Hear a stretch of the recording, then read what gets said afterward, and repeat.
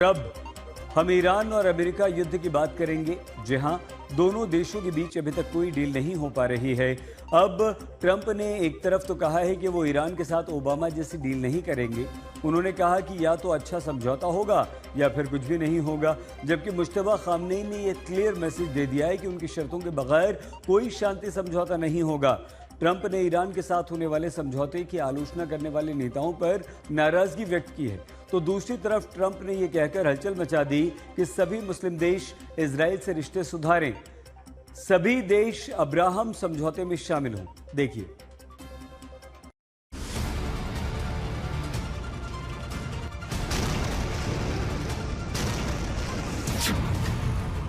Iran और America में deal अटकी, अब महायुद्ध होगा। डील पर मुश्तबा का सीधा संदेश, ईरान की शर्तों पर ही समझौता। ट्रंप के दिमाग में चल क्या रहा है? जब से ईरान, अमेरिका और इजराइल के बीच जंग छिड़ी है, दुनिया में उथल पुथल मची हुई है। 28 फरवरी को अमेरिका ने ईरान पर हमला बोला। 7 अप्रैल को ईरान और अमेरिका के बीच युद्ध विराम हुआ, लेकिन तब से लेकर अब तक अमेरिका और ईरान के बीच कोई डील नहीं हो पा रही है। अमेरिका और ईरान के बीच सुलह की कोशिश पर एक बार फिर से ब्रेक लग गया है। 24 घंटे में कूटनीति की बाजी पलट गई है। अमेरिका ईरान डील शनिवार को पक्की थी, लेकिन रविवार को उस पर डोनाल्ड ट्रंप ने यू टर्न ले लिया। आज हम आपको दिखाएंगे कि आखिरी वक्त पर डील क्यों अटक गई। लेकिन उससे पहले अमेरिकी राष्ट्रपति डोनाल्ड ट्रंप का नया ऐलान सुनते हैं। जी हाँ, ट्रंप ने मुस्लिम देशों से इजराइल के साथ रिश्ते बेहतर करने को कहा है।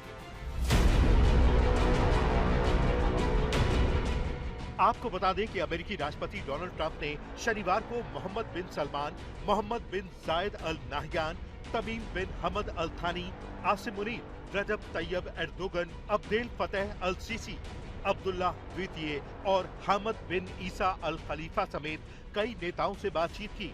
और अब ट्रंप ने ट्रूथ सोशल पर लिखा है कि अमेरिका ने ईरान संकट को सुलझाने के लिए बहुत मेहनत की है, इसीलिए अब जरूरी है कि ये सभी देश अब्राहम समझौते में शामिल हों। यूएई और बहरीन पहले से अब्राहम अकॉर्ड का हिस्सा हैं। कुछ देशों के पास शामिल न होने की 1-2 वजह हो सकती हैं, लेकिन ज्यादातर देशों को इस समझौते के लिए तैयार होना चाहिए। यानी ट्रंप का मैसेज क्लियर है कि इजराइल के साथ रिश्ते बेहतर करें। उन्होंने जिन देशों का नाम लिया उनमें सऊदी अरब, कतर, पाकिस्तान, तुर्की, मिस्र और जॉर्डन शामिल हैं। अब ट्रंप के इस ऐलान से पाकिस्तान जैसे देशों के लिए मुश्किलें बढ़ गई हैं, क्योंकि पाकिस्तान ने अभी तक इजराइल को एक देश के तौर पर मान्यता नहीं दी है। अब सवाल ये है कि ट्रंप के कहने पर क्या पाकिस्तान अब्राहम समझौते पर साइन करेगा, यानी इजराइल को मान्यता देगा? ट्रंप के दिमाग में क्या है? क्या अमेरिका कोई नया प्लान बना रहा है? ईरान युद्ध से दुनिया में उथल पुथल मची, अब आगे क्या होगा? और अब आपको दिखाते हैं कि आखिर वो कौन से 3 सबसे बड़े विवाद हैं जिनके चलते ये अमेरिका और ईरान में महा डील आखिरी वक्त पर अटक गई है। अमेरिका और ईरान के बीच किन बातों पर मतभेद खुलकर सामने आ गए हैं।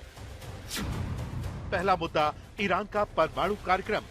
अमेरिका चाहता है कि ईरान यूरेनियम संवर्धन पूरी तरह बंद करे, फोर्डो और नतान जैसे परमाणु ठिकानों को खत्म करे और संवर्धित यूरेनियम अंतर्राष्ट्रीय निगरानी में सौंप दे। लेकिन ईरान साफ कह रहा है कि परमाणु तकनीक उसका संप्रभु अधिकार है और वो किसी कीमत पर अपना यूरेनियम नहीं देगा। दूसरा बड़ा विवाद है स्ट्रेट ऑफ हॉर्मुज। दुनिया के तेल व्यापार की जीवन रेखा माने जाने वाले इस समुद्री रास्ते पर अमेरिका पूरी तरह मुफ्त आवाजाही चाहता है।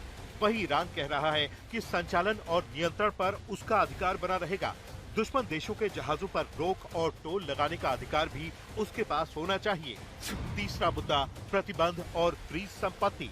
ईरान चाहता है कि उस पर लगे आर्थिक प्रतिबंध हटे, विदेशों में फंसी अरबों डॉलर की संपत्ति तुरंत रिलीज हो और युद्ध से हुए नुकसान का मुआवजा मिले। लेकिन अमेरिका कह रहा है कि पहले परमाणु शर्तें पूरी हों, उसके बाद ही राहत मिलेगी। Still a work in progress. As I said, we thought we might have some news last night. Maybe today. I wouldn't read too much into it. It takes a little while to hear back. So we have what I think is a pretty solid thing on the table in terms of their ability to open up the straits, get the straits open, enter into a very real, significant, time-limited negotiation on the nuclear matters. And hopefully we can pull it off. It has a lot of support in the Gulf. It has a lot of support globally, every country that we've walked through it. understands it's not just very reasonable, but it's the right thing for the world to get done.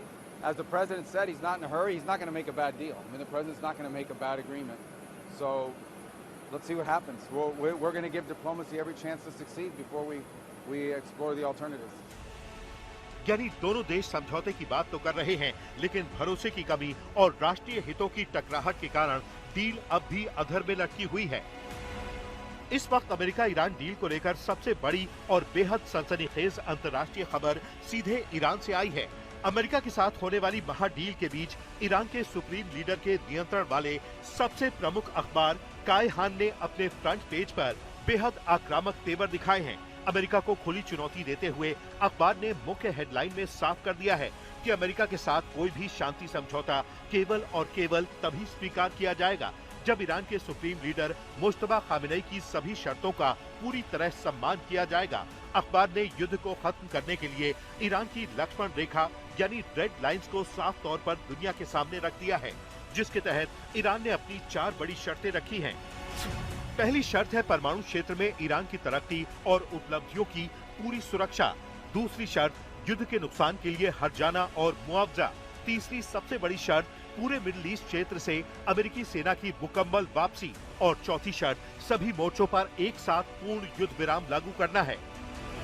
इस अखबार ने एक और बेहद तीखी headline में अमेरिकी राष्ट्रपति पर सीधा हमला बोलते हुए लिखा है कि ईरान के खिलाफ ट्रंप का ये पूरा खेल सिर्फ और सिर्फ अमेरिका के आत्मसमर्पण के साथ ही खत्म होगा।